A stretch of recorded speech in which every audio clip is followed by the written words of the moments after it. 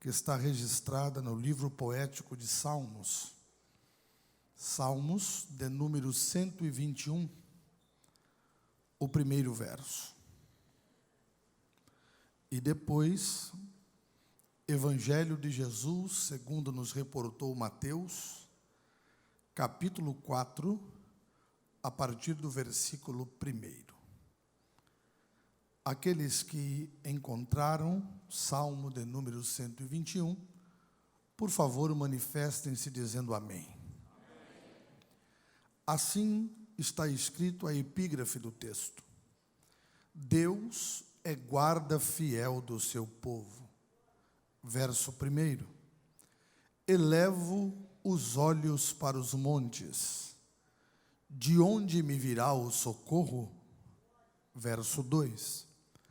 O meu socorro vem do Senhor, que fez o céu e a terra. Repitam comigo, por favor, o verbo elevo. Evangelho de Jesus, segundo nos reportou Mateus, capítulo 4, versículo 1.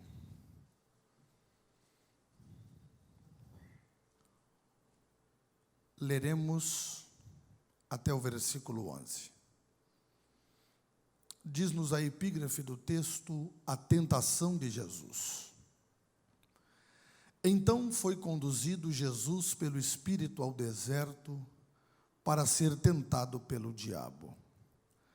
E tendo jejuado 40 dias e 40 noites, depois teve fome. E chegando-se a ele o tentador, disse: Se tu és o Filho de Deus, manda que estas pedras se tornem em pães. Repitam comigo, por favor, pedras.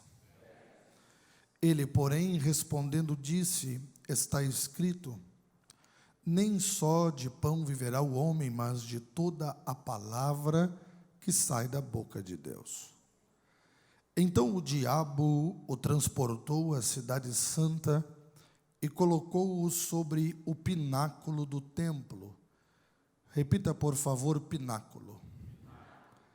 E disse-lhe: Se tu és o Filho de Deus, lança-te daqui abaixo, porque está escrito: aos seus anjos dará ordem a teu respeito, e tomar-te-ão nas mãos, para que nunca tropeces em alguma pedra. Disse-lhe Jesus: Também está escrito: Não tentarás ao Senhor teu Deus. Novamente o transportou o diabo a um monte muito alto, e mostrou-lhe todos os reinos do mundo e a glória deles. E disse-lhe: Tudo isto te darei, se prostrado me adorares. Repitam, por favor, adorares.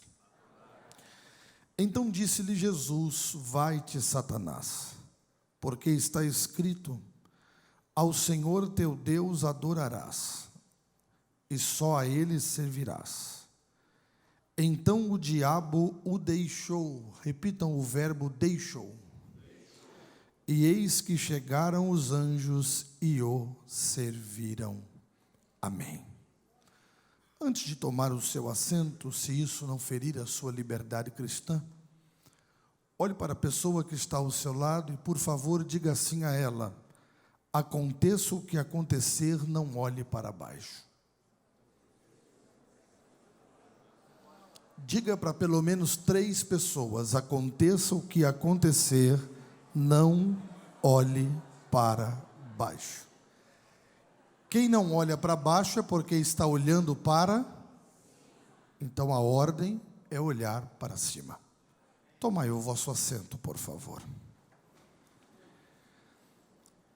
Todas as vezes que abro a Bíblia para ministrar a palavra de Deus, tenho a consciência do tamanho da responsabilidade que está envolvido o ministrante da palavra de Deus. Porque para Deus, o importante não é quem prega, mas sim o que se prega. E desde que a palavra estiver sendo pregada, se prepare, porque Deus se responsabiliza pela palavra como ela é. Ouvimos muito dizer de grandes pregadores. Eu prefiro ficar com a expressão grandes mensagens, porque todas as vezes que conjecturamos a possibilidade de ser grande, incorremos no perigo de cairmos no orgulho. E disse um célebre escritor que a humildade faz com que os homens se pareçam com os anjos, mas o orgulho transforma anjos em demônios. Então vamos entender que se a palavra é de Deus, se é Ele quem dá a mensagem, grande é Ele, a glória é para Ele e o louvor é todo dele aqui esta noite. Lembro-me de quando tive o privilégio de estudar no seminário em Pindamonhangaba, onde o senhor também estudou, e ouvir pastor João Colenda dizer algumas vezes que a Bíblia foi escrita por 40 escritores, inspirados pelo Espírito Santo. Demorou 1.600 anos para ser escrita, 16 séculos.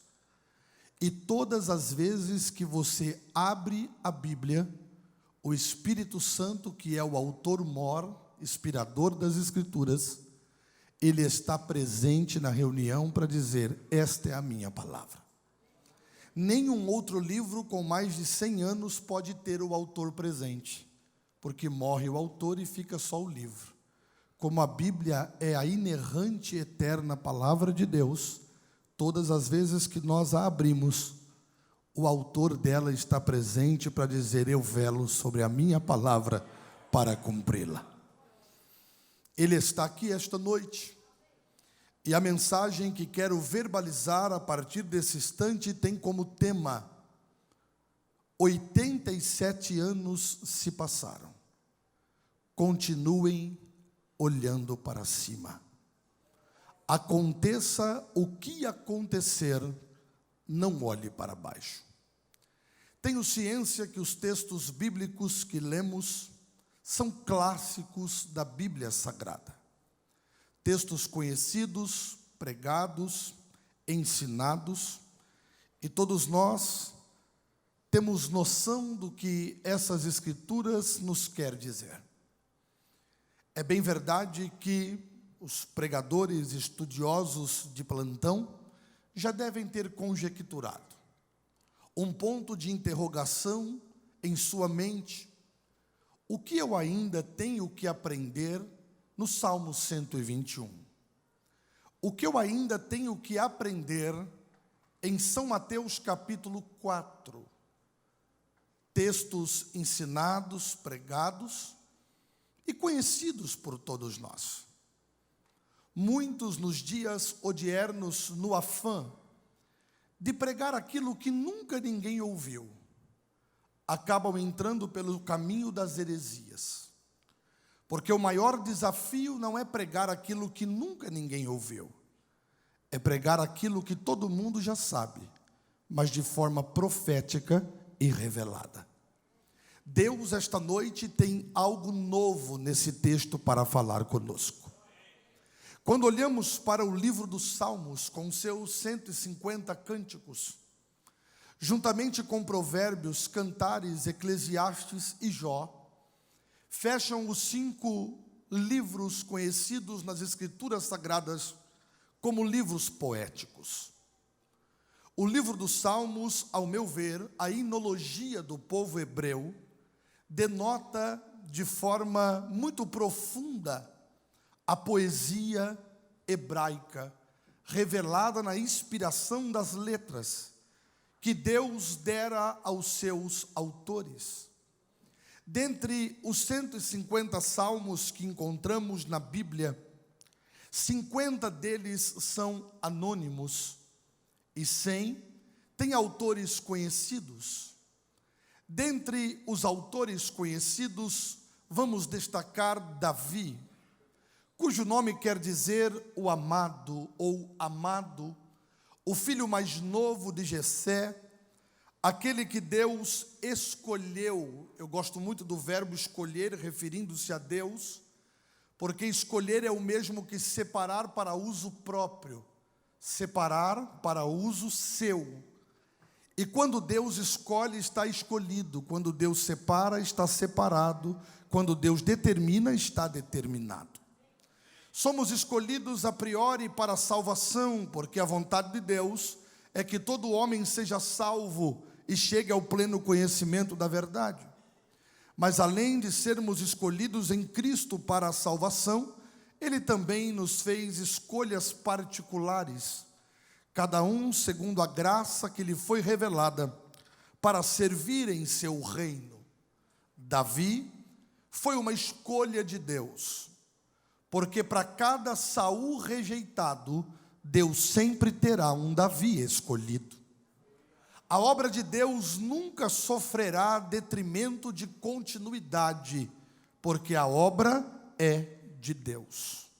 Homens vêm e homens vão, mas o Senhor continua sentado no trono, comandando a sua obra e dando crescimento à sua igreja.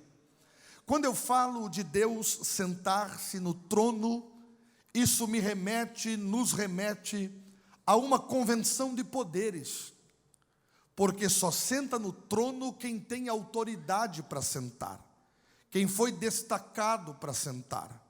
Só que o trono de Deus é diferente do trono dos homens, porque o trono dos homens, com todo o respeito, senta um hoje, amanhã senta outro. Agora o trono de Deus é insubstituível, ninguém tira ele de lá. Ele é Deus de eternidade a eternidade. E é do trono que Ele governa todas as coisas e que faz aquilo que lhe aprouve à vontade. Ele escolhe Davi, o músico, Davi, o poeta, Davi, o guerreiro, Davi, o rei, Davi, o salmista. Davi escreve 73 salmos. Depois de Davi, quem mais escreve salmos é Asaf, ou Asaf, como você preferir a pronúncia, escrevendo 12 salmos. Depois de Asaf, os filhos de Coré, ou Corá, dependendo da tradução, escrevendo 10 salmos. Depois temos Salomão escrevendo 2 salmos. Moisés escrevendo um salmo, que é o salmo de número 90, quando ele faz uma oração que é profunda em todo o seu contexto e reveladora, quando ele diz: Senhor, ensina-nos a contar os nossos dias, de maneira tal que possamos alcançar um coração cheio de sabedoria, porque a vida vai passando. Depois de Moisés, temos Etã e Emã, os irmãos israelitas, cada um escrevendo um salmo também. Fechando assim o grupo de 100 salmos com letras conhecidas, com autores conhecidos. O salmo que li, esse clássico conhecidíssimo das Escrituras, o salmo de número 121, ele está imbuído em um grupo de salmos conhecido como o Cântico dos Degraus, ou Cântico dos Viajantes. São 14 salmos que vão do Salmo 120 até o Salmo de número 134. E por que eles cantam e por que esses cânticos são chamados de Cântico dos Viajantes? Porque os hebreus voltavam a Jerusalém pelo menos em 3 festas anuais: na Páscoa, no Pentecoste e na festa dos tabernáculos. E se eu usei o verbo voltar, é porque eles estavam longe, eles haviam viajado para longe da cidade de Jerusalém. E toda vez que eles voltam, eles vêm cantando pelo caminho, pela alegria de saberem que vão para Jerusalém. Eu entendo que nós também estamos viajando. Quem entende essa verdade pode dizer glória a Deus. Eu entendo que Jerusalém, dentro das Escrituras, tem 3 conotações interpretativas. A primeira, a Jerusalém geográfica, a cidade do grande Deus e a cidade do rei Davi. A segunda, de uma forma tipológica e figurativa, figurada, a igreja, porque a igreja é a Jerusalém de Deus. E a terceira, a nova Jerusalém, a Sião, a qual Paulo escreve aos Gálatas, no capítulo 4 e versículo 26, dizendo: mas a Jerusalém que é de cima é livre, a qual é mãe de todos nós, e nós estamos indo para lá. Ora, entendemos que todos aqueles que viajam para Jerusalém vão cantando, vão salmodiando. E eu quero liberar uma palavra nesse momento introdutório do sermão para lhe dizer: você e sua família chegará em Jerusalém.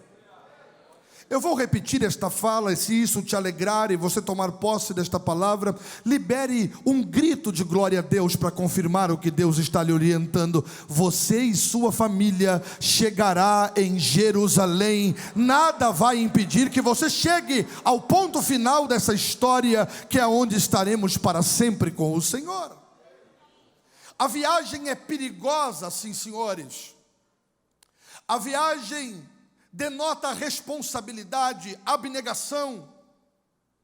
E por que o Salmo 121 está dentro desse texto, dentro desse contexto? Alguém que está viajando para Jerusalém e de repente passa por um vale. E eu fiquei pensando, enquanto recebia esta mensagem do Senhor, que nesses 87 anos, quantos vales não se passaram? Quantos levantes, quantas investidas de Satanás, mas maior é o Deus que está conosco do que aquele que está no mundo. Percebam que a viagem é perigosa, mas a mão de Deus nos guarda na viagem. Porque existe alguém que está interessado que você e sua família não chegue, mas o Espírito Santo me compunge a lhe dizer que você e sua família vai chegar, porque o Deus que te guardou até aqui continuará te guardando. Eles estão viajando e eles passam pelo vale. E que vale é esse? O vale da sombra da morte. O mesmo vale que Davi fala sobre ele no Salmo 23. O que é um vale? Uma depressão entre duas montanhas. E esse vale não tinha o nome de vale de sombra da morte por acaso. Ele tinha este nome porque muitos morriam naquele vale. Só que aqui nasce uma palavra profética em minha alma para dizer-lhes: você está com os ouvidos atentos para ouvir ela? Aonde outros morreram, você vai ficar vivo. Aonde outros caíram, você vai ficar de pé. Aonde outros se sujaram, você vai ficar limpo, porque você está viajando para Jerusalém. Eles estão caminhando e de repente entram pelo vale. Eu vou liberar uma palavra aqui que eu não vou ouvir nenhuma manifestação de adoração. Não existe vida cristã sem vale. E se você não foi para o vale, se prepara, porque o teu passaporte está sendo carimbado, logo você vai. Mas fica tranquilo, o Deus dos montes também é o Deus do vale. Eu vou repetir esta palavra porque eu estou sentindo graça. Fica tranquilo, o Deus do monte também é o Deus do vale. E Ele não é Deus de obras inacabadas e nem de histórias pela metade. Tudo que Ele começa, Ele termina. Continua olhando para cima, porque Ele vai te dar vitória. E tudo isso servirá de experiência. Ou você acha que é por acaso que Paulo escreve aos Romanos, no capítulo 5, versículo 3, 4 e 5, dizendo: e não somente nisto, mas também nos gloriamos na tribulação, porque a tribulação produz a paciência produz a experiência produz a esperança, e a esperança não traz confusão, pelo amor de Deus que está derramado em nossos corações, pelo Espírito Santo que nos foi dado. Deus ensinará alguma coisa a nós no vale. Eles estão passando no vale, e a primeira expressão denotada no texto é de pavor. Quem é que nunca sentiu medo? Quem é que nunca sentiu insegurança? Quem é que nunca pensou em desistir? Se você nunca pensou, parabéns, porque eu pensei algumas vezes.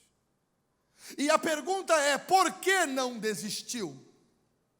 Porque existe alguém que é maior do que nós e que nos garante vitória na caminhada. Porque a viagem para Jerusalém traz traumas, dissabores, mazelas.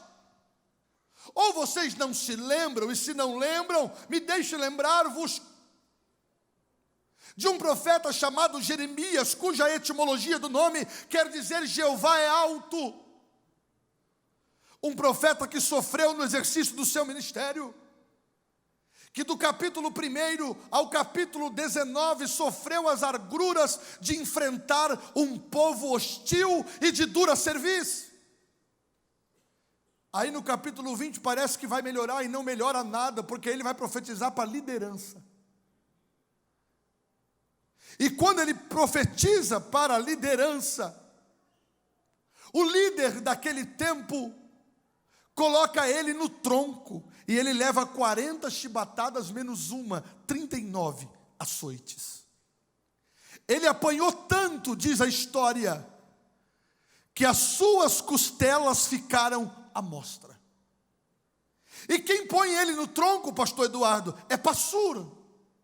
O nome Passur, na sua etimologia, quer dizer nobre, mas de nobre aquele senhor não tinha nada, porque quem é nobre não maltrata profetas. Quem é nobre dá liberdade para que o Espírito Santo fale, haja, se revele, levante da forma que ele bem quiser. Colocaram Jeremias no tronco, e quando ele sai do tronco, pastor Newton, ele olha para o Senhor no capítulo 20, versículo 7, e ele diz assim: o Senhor me iludiu, e iludido eu fiquei. Quer saber de uma coisa? Não quero mais falar no teu nome, não quero mais saber que o Senhor existe, eu estou saindo da tua presença como se isso fosse possível. Aí ele vai saindo, só quando ele vai saindo ele volta, e quando ele volta ele se rende, ele olha para Deus e diz assim: eu tentei te deixar, mas eu não consegui. Eu tentei te deixar, mas eu não consegui. Eu tentei te deixar, mas eu não consegui. Sabe por quê? A tua presença queima dentro dos meus ossos. O Senhor acendeu uma fogueira dentro de mim. O Senhor é maior do que os meus traumas e do que os meus dissabores. Levante a cabeça, solte esse grito de vitória que está entalado na sua garganta e vamos continuar a viagem. O Deus que cuidou de você até aqui vai continuar cuidando. Eu vou falar até você liberar uma palavra de adoração, porque o céu está de olho em você esta noite. O Deus que cuidou de você até aqui vai continuar cuidando. O Deus que cuidou da Adeblu até aqui vai continuar cuidando. E quando o pastor Aguiar liberava uma palavra profética, o meu coração jubilou, e eu senti o testificar do Espírito Santo: até aqui foi bom, mas o que vem à frente será muito melhor e mais excelente, porque Deus continuará abençoando a sua obra. Eles entram no vale, e quando entram no vale, o salmista levanta os olhos,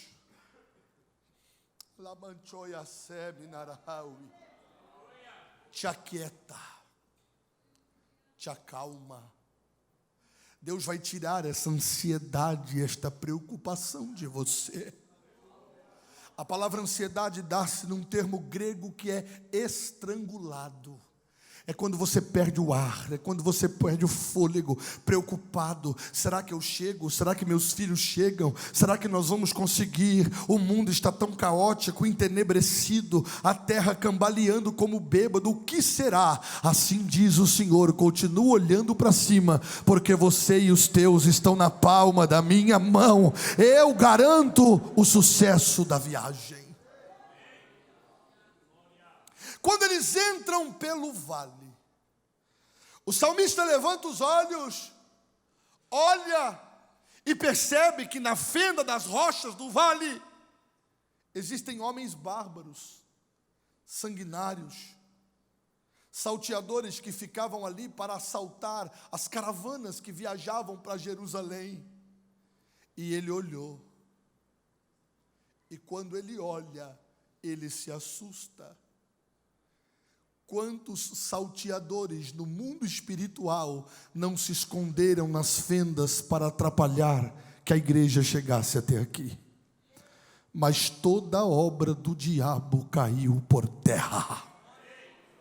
Toda a obra dos inimigos foram desfeitas. Eu gosto disso. Porque quando a arca foi para Dagom, para a cidade dos filisteus, a Bíblia diz que no outro dia eles foram adorar a Dagom, porque tinham levado a arca do Senhor. Mas quando chegaram para adorar, Dagom está caído. E ele está caído com o rosto na frente da arca.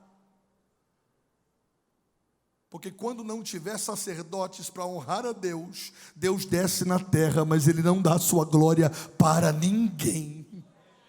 Dagom caiu, mas eles levantaram. Quem sabe foi um acidente. Levanta o Dagom e vamos cultuar. No outro dia chegaram para cultuar de novo.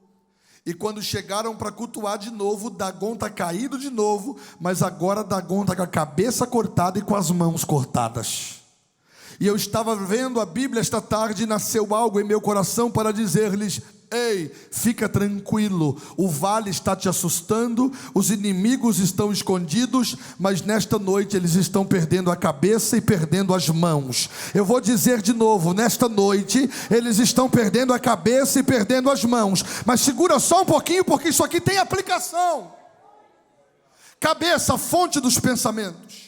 Mão, aonde executamos os pensamentos que pensamos. Aí Deus vem e corta a cabeça e corta a mão de Dagom. Sabe o que Deus está falando com você? O inimigo está pensando contra você, mas a fonte dos pensamentos eu estou cortando. E se eu cortei a cabeça, também as mãos serão cortadas. Vai pensar, mas não vai conseguir executar. Você pode receber esta palavra? Vai pensar, mas não vai conseguir executar. Caiu a cabeça e as mãos de Dagom. Continua viajando. Se isso não ferir a sua liberdade cristã, em sinal de rendição para receber esta palavra, levante suas duas mãos ao céu e segure ela levantada por um instante apenas e escute Deus falando com você. Eu cuido dos teus inimigos, você não vai precisar nem colocar a mão. Eu estou cortando a cabeça e a mão de Dagom. Tudo aquilo que o diabo armou, Deus está desarmando. Tudo aquilo que ele levantou, Deus está derrubando. Se você acredita que Deus está falando com você esta noite, junto com a mão, levanta a voz e dá o maior grito de glória a Deus que você puder. Continue a viagem, Deus te levará em segurança. Eu estou sentindo a presença de Deus aqui. Existem projetos do inimigo sendo desfeitos aqui esta noite. Você está aqui e Deus está trabalhando ao teu favor. E vem surpresa de Deus para você por esses dias, porque o Senhor está trabalhando. Você passará no vale.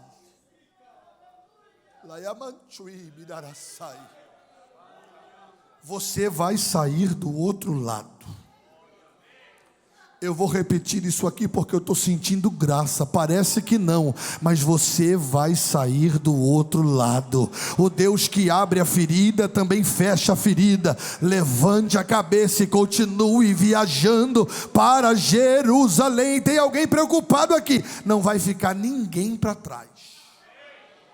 Da tua casa ninguém se perderá. Todos chegarão contigo, como Noé entrou na arca com a sua família, você também chegará em Jerusalém com a sua. Pode glorificar a Deus, porque Ele vai garantir o sucesso da viagem. Quando eles olham e veem o perigo, eles se assustam. E o salmista dá um grito, pastor Aguiar. Elevo os meus olhos para os montes. De onde me virá o socorro? Se está pedindo socorro é porque está correndo risco. Eu estou sentindo a presença do Espírito Santo aqui. Te aquieta. Eu estou no controle.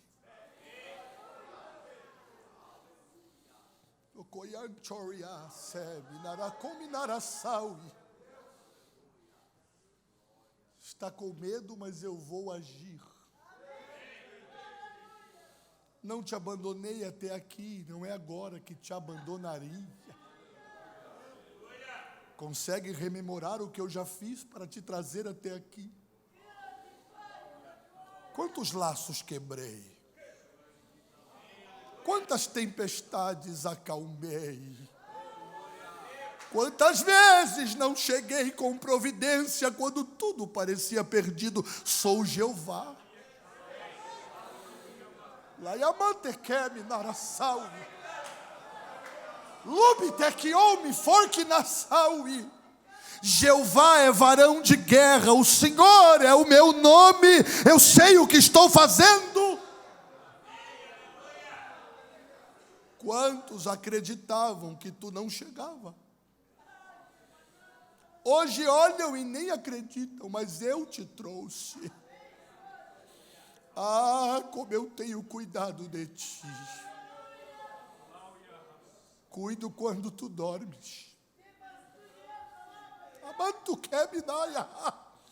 Cuido e quebro laços que você nem percebe que eu quebrei. Há uma fúria do inimigo contra ti, para te impedir de chegar, mas eu estou lhe trazendo. E sabe por que te levo? Porque tu és humilde. Porque ao soberbo eu resisto, mas ao humilde eu dou graça. Muitos perguntam como pôde chegar. Chegou porque foi a minha mão que trouxe, diz o Todo-Poderoso. Me deixe ilustrar algo aqui com a aquiescência dos pastores, por favor. Meu filho, você me ajuda aqui um minuto, por favor? Me ajuda a pregar para esse povo. Como é seu nome? Júnior. Meu filho também é Júnior. Meu é Eduardo Júnior. Fica aí, Júnior. Repitam comigo, por favor, a The Blue. Deus resiste ao soberbo, mas ao humilde Ele dá graça. Você pode olhar para essa pessoa que está ao seu lado, se não te constranger, e dizer assim para ela: se Deus falou que vai te levar, vai te levar. Se Deus falou que você vai chegar, vai chegar. Se Deus falou que é para você, é para você. Ele vai fazer. Olha que lindo, Tiago diz, no capítulo 4 da sua epístola, Deus resiste ao soberbo. Júnior, eu sei que você não é soberbo, não. É só uma ilustração. Mas faz cara de soberbo agora. Aquele olhar altivo assim. Rapaz, você ficou bem nesse personagem. Barriga para dentro, peito para fora. Aqui na The Blue não tem essas coisas não. Só lá em Três Lagoas que aparece esse tipo de coisa. Aquele tipo de gente que se acha a quarta pessoa da Trindade. Aquele tipo de gente que quando acorda pela manhã, olha no espelho e diz assim: o que seria de mim se não fosse eu? É aquele tipo de gente que acha que se ele não pregar, ninguém prega. Se ele não cantar, ninguém canta. Se ele não for o pastor, ninguém mais será. E olha o que a Bíblia diz: Deus resiste ao soberbo. Eu gosto muito da formação das palavras e do contexto delas. Dificilmente, quem conhece o meu ministério sabe, você vai me ver pregar gritando. Não é porque eu não gosto de grito, não, pastor, eu sou pentecostal. Mas cada ferramenta é de uma forma. E eu fui ensinado que grito não gera avivamento, mas avivamento gera grito. Deus resiste ao soberbo. No original, esta palavra que Tiago escreve, na língua grega, resistir é não deixar passar. Está ali o soberbo. Faz cara de soberbo de novo. Agora vem andando para cá, para passar por aqui. Deus coloca a mão no peito do camarada assim, ó. Faz força. Mais força. Só que Deus não deixa passar. Vocês já viram gente na igreja que tinha tudo para dar certo, mas não chegou a lugar nenhum? Você olhava e dizia assim: esse vai longe. Só que Deus resistiu, Deus segurou, não vai. Porque Deus conhece a essência e a verdade de cada um de nós. O soberbo Deus resiste. Vira de costas para mim, pode confiar. O soberbo Deus segura aqui, ó. Não passa. Diga comigo: o soberbo não passa. Mas o humilde Deus dá graça. A palavra dar graça no original é ser favorável. Aí a mão de Deus sai do peito e vem para as costas. Já entendeu ou quer que eu explico? Você já reparou que tem gente na igreja que tinha tudo para dar errado e deu certo?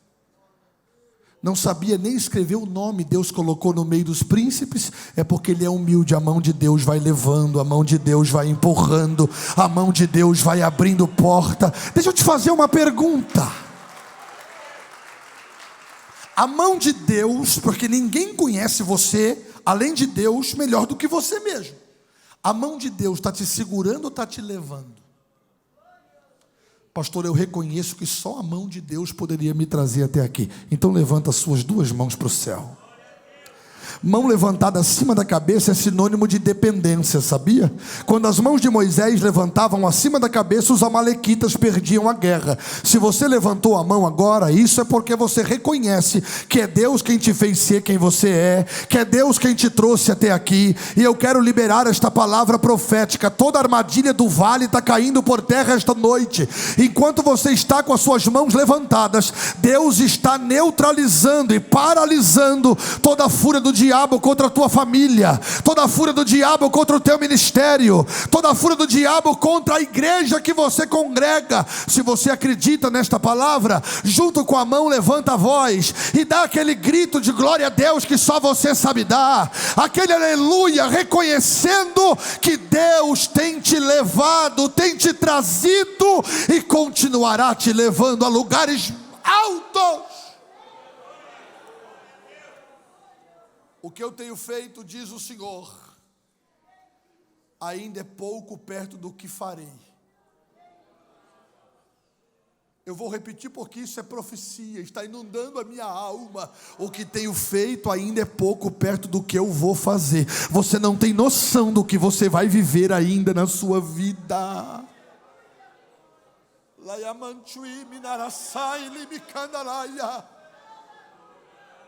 Você não tem noção o que Deus vai descortinar a você, o que Deus vai revelar a você. Então passa por esse vale cantando, passa por esse vale glorificando. Eleva os meus olhos para os montes, de onde me virá o socorro. Eu estou com medo. Levanta os olhos e olha um pouquinho mais para cima. O meu socorro virá do Senhor, que fez o céu e a terra. Ele vai me guardar. Elevo, olho para cima. O nosso problema é que somos tentados diariamente a olharmos mais para baixo do que para cima. Muitas vezes apegamos-nos tanto com a terra que sofremos da síndrome dos discípulos em São Mateus capítulo 17. Quando eles sobem para o monte, Pedro, Tiago e João, a Bíblia diz que de repente Jesus foi transfigurado. Mudou-se a figura carnal foi suplantada pela figura divina. Mudou as vestes, mudou o semblante. O monte ficou cheio de glória. E de repente Pedro toma a palavra quando olha, porque ele vê Jesus, Moisés e Elias. Uma visão cristocêntrica. Porque em Cristo se cumpre a lei representada por Moisés, e em Cristo se cumpre os profetas representados por Elias. Pedro olhou para aquilo e disse: espera aí, não tem lugar melhor do que esse para estar, não. Vamos fazer 3 tendas. Vamos fazer uma tenda para o Senhor, outra para Elias e outra para Moisés, e vamos ficar por aqui mesmo. Tanto que ele ainda diz assim, ó, bom é estarmos aqui. Só que quando ele acaba de falar, vem uma nuvem e oculta Jesus. Porque por mais que ali fosse bom, o céu seria melhor. O problema é que nós vamos nos apegando tanto com a terra, que nós estamos aprofundando as nossas tendas, as nossas raízes. Mas Paulo disse aos Colossenses, capítulo 3, versículo 1 e 2: portanto, se já ressuscitaste com Cristo, buscai as coisas que são de cima, aonde Cristo está sentado à destra de Deus. Versículo 2 do capítulo 3 de Colossenses: pensai nas coisas que são de cima, e não nas coisas que são da terra. Não é hora de fazer tenda, é hora de começar a desarmar a tenda, olhar para cima e gritar em voz uníssona: Maranata, ora vem Senhor Jesus, porque nós estamos lhe aguardando. Passaram pelo vale, não olharam para os problemas. Quando olharam, tiveram medo, mas foram encorajados a continuar, sabendo que Deus lhes daria vitória. Eu vou pontuar e encerrar, para não abusar da benevolência que a mim foi concedida. Eu costumo dizer aos nossos obreiros lá em Três Lagoas, ensinando eles em reuniões, na escola teológica: quando te franquearem o púlpito, porque o púlpito é do pastor da igreja, e ele franqueia o púlpito para quem ele confia. Nunca abuse da confiabilidade. É melhor deixar um pouquinho com sede do que matar afogado. Mas tem gente que quer matar afogado. É melhor eu deixar um pouquinho com sede do que matar afogado. Amanhã tem mais.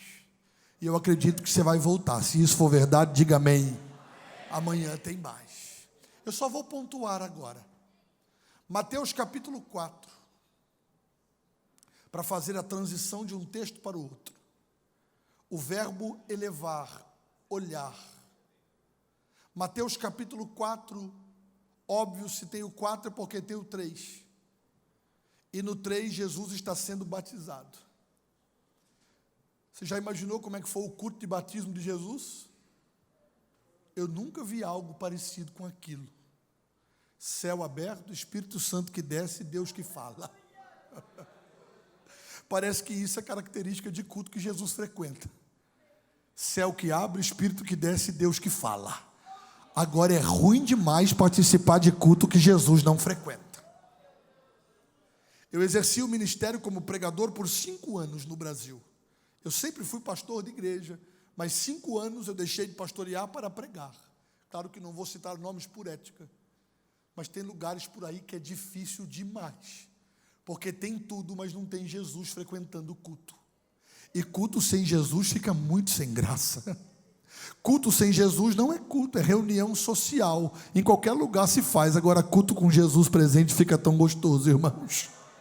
Culto que Jesus frequenta fica leve como esse aqui. Tem adoração, tem ministração da palavra com consciência, sem emocionalismo barato, sem pseudo-avivamento, mas simplesmente pela ministração da palavra. Nós não podemos deixar Jesus se ausentar, porque enquanto ele tiver, a coisa está boa. Porque Laodiceia, uma das igrejas da Ásia Menor, o termo Laodiceia quer dizer o povo manda ou o povo comanda. Laodiceia pensa num lugar bom, rico, ouro, prata, só que Jesus está do lado de fora, batendo para entrar. Igreja que o povo manda fica muito difícil. Agora, igreja que Jesus manda, ele entra, ele frequenta, ele está, ele abençoa, ele cura, ele batiza, ele renova, ele garante o sucesso da viagem. Ei, Jesus está sendo batizado, céu aberto, Espírito que desce, Deus que fala. Jesus sai em ato contínuo, é levado pelo Espírito ao deserto. Espírito com letra maiúscula, Espírito de Deus. No hebraico, ruach. No grego, pneuma ou paracleto. Amigo, intercessor, companheiro, aquele que estaria conosco todos os dias, como está até a consumação do século. O Espírito Santo leva Jesus para o deserto em ato contínuo. Se o Espírito Santo chegasse aqui agora, te desse o braço, usando uma linguagem antropofórmica, né? Deus usando forma de homens, te desse o braço e dissesse para você: vamos ali para o deserto, você acharia uma boa? Ia porque ele ainda não convidou. Porque a hora que ele convidar, ninguém quer ir para o deserto. Se a gente conseguir dar uma fugidinha para a direita ou para a esquerda, não quer ir. Mas tem que ir, porque quando leva é para ensinar, quando leva é para treinar, quando leva é para preparar, e Jesus foi. 40 dias e 40 noites, depois teve fome. Aí chegou o diabo. Você já parou para pensar? Deserto, escassez, ausência de amigos, solidão, com fome. Porque se tem duas coisas que crente gosta de fazer, a primeira é dar glória a Deus e a segunda é comer. Eu não sei se aqui é assim, mas lá em Três Lagoas, pastor Nildo, o povo gosta muito de carne. Também? Mais ainda. Então amanhã vai ter churrasco, glória a Jesus.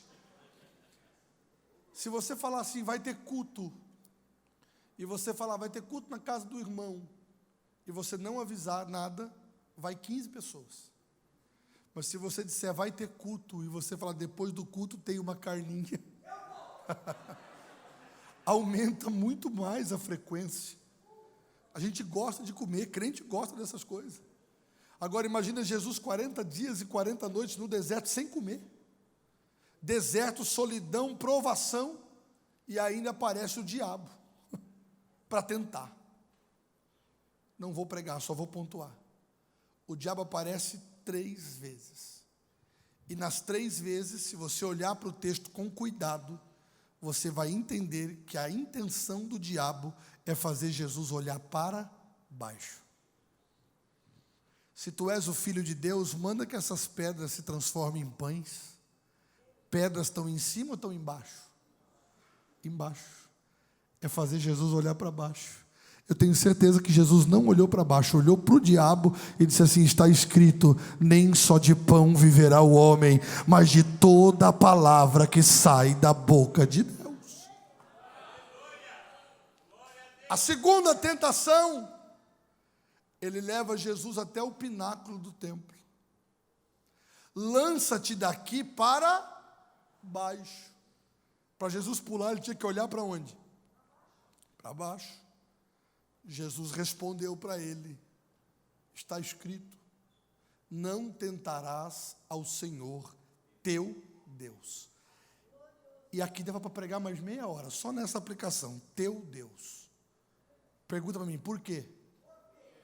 Porque isso aqui é prerrogativa de domínio, prerrogativa de governo. Você pode fazer o que quiser, mas quem governa é Ele é o teu Deus.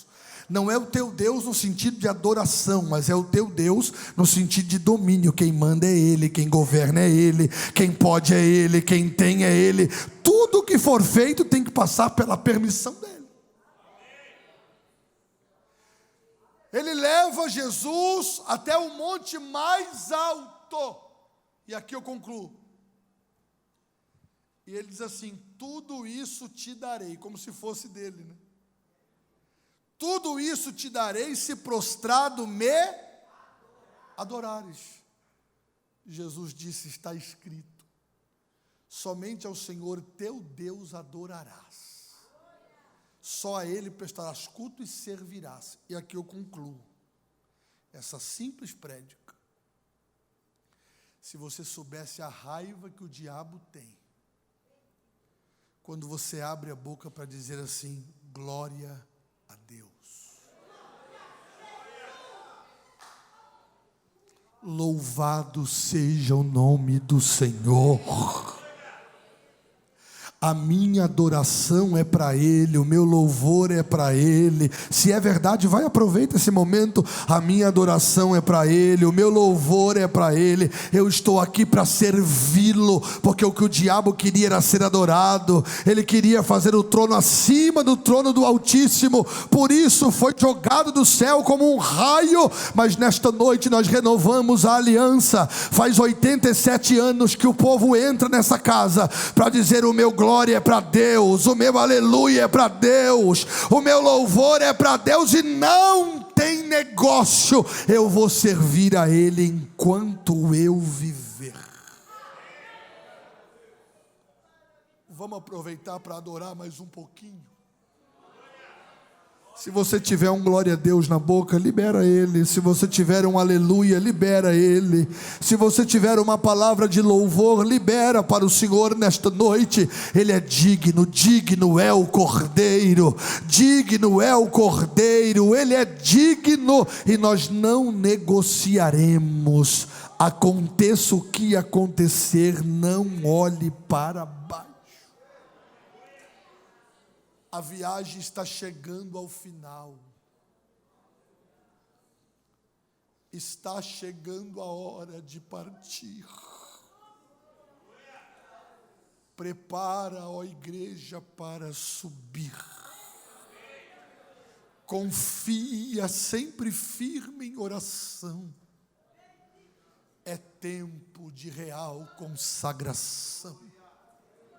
Jesus aparecerá nos céus, a trombeta vai soar, os mortos em Cristo ressuscitarão primeiro, e nós, os que estivermos vivos, seremos arrebatados e transformados em um abrir e fechar de olhos. Com a aquiescência do pastor da igreja, eu quero fazer uma oração. Se coloque de pé, por favor.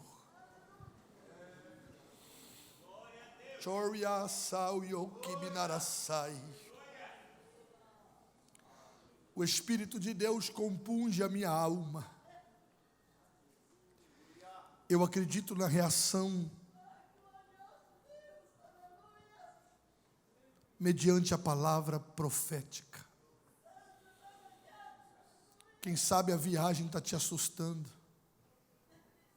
Quem sabe você está pensando em desistir e a tentação para olhar para baixo é muita. O Espírito de Deus, que sonda e perscruta os nossos corações, está pairando sobre esta casa. Não é demérito reconhecer que precisa de ajuda. Os que esperam no Senhor renovarão as suas forças. Eu estou sentindo uma graça renovadora sendo derramada sobre nós. Quem conhece o altar sabe que altar não é lugar de morte. Altar é lugar de vida. Você morre para você, mas vive para Deus. Pastor, eu preciso de um toque dos céus. Esta palavra falou comigo esta noite. Há momentos que parece que eu não vou chegar, mas eu acredito que Deus me levará para a Nova Jerusalém. Se você sentiu esta palavra falar com você e você acredita que Deus pode te tocar esta noite, sai do teu lugar e vem aqui na frente, eu quero orar por você. Pastor, não vai vir ninguém não, eu aprendi a conhecer a voz de Deus nesses quase 26 anos pregando a Bíblia Sagrada. Você precisa de ajuda, e você sabe que Deus falou com você esta noite.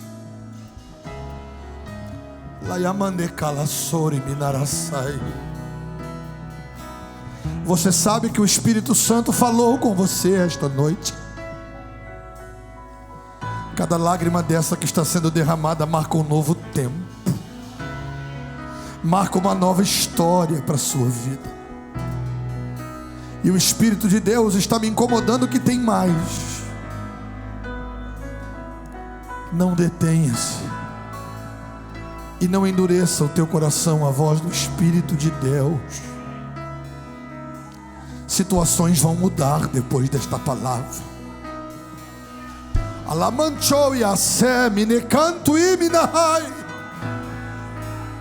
Eu estou desfazendo projetos do diabo contra a tua viagem, contra a tua família, contra os queridos que você tem na sua casa. Você está aqui adorando e eu estou quebrando laços lá na tua casa. Eu estou trabalhando, diz o Senhor. Eu vou esperar mais 30 segundos, porque ou você se rende à voz do Deus que falou com você, e você sabe que Ele falou.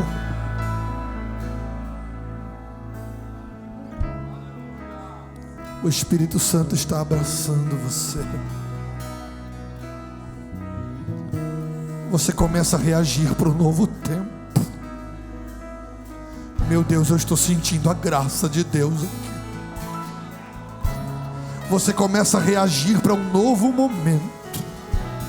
As forças pareciam que estavam se acabando, mas Deus está te levantando como um campeão esta noite. Está se cumprindo aquilo que Miqueias disse: não te alegres ao meu respeito, ó inimigo meu. Ainda que eu esteja caído, Deus vai me levantar. Ainda que eu esteja em trevas, o Senhor será a minha luz. A luz está acendendo.